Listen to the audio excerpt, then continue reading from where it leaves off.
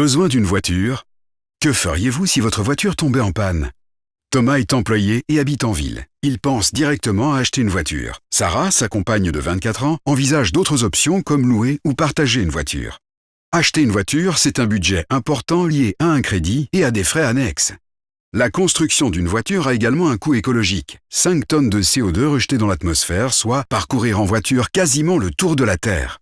À Bruxelles, en heure de pointe, 4 voitures sur 5 ne comptent qu'une seule personne à bord. Conséquence, chaque année, un conducteur moyen perd 82 heures dans les embouteillages. Pour se déplacer en voiture, faut-il acheter une voiture? Après avoir beaucoup réfléchi, Thomas et Sarah ont fait leur choix. Ils n'achèteront pas de voiture. Pour eux, cela représente une économie annuelle de 5 700 €, soit environ 3 mois de salaire brut. Ils utiliseront ce budget pour d'autres options. Mais comment Thomas et Sarah vont-ils pouvoir utiliser une voiture malgré tout? En fonction de leurs besoins, ils peuvent par exemple louer une voiture partagée auprès d'une société. À Bruxelles, une telle société propose déjà plus de 400 voitures réparties via environ 150 stations.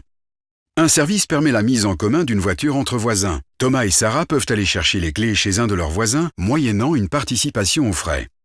Thomas et Sarah peuvent aussi faire du covoiturage. L'entreprise de Thomas fait d'ailleurs partie des 6% des sociétés qui ont mis en place un tel service. En cumulant ces différents moyens, Thomas et Sarah utilisent une voiture quand ils en ont besoin, sans avoir investi dans une voiture personnelle. Mais est-ce une solution qui leur conviendra toujours? 10 ans plus tard, Thomas et Sarah ont 2 enfants. Ils habitent à la campagne et Sarah travaille dans une autre ville que Thomas. Leur organisation est-elle toujours la même? Thomas continue à faire tous les jours du covoiturage avec son collègue Jean, qui dispose de sa propre voiture. Ce système est fiscalement intéressant pour tous les deux. Sarah utilise quant à elle la voiture familiale qu'ils ont achetée.